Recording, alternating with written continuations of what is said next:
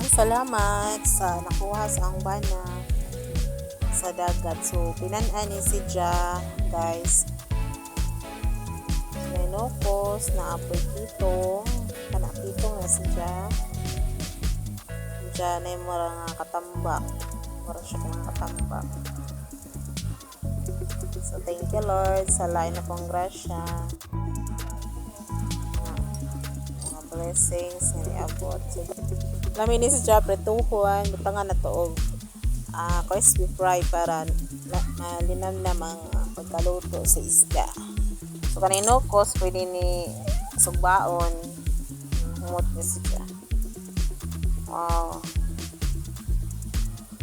So tapay kitong to alam iputo sa sugbaon guys.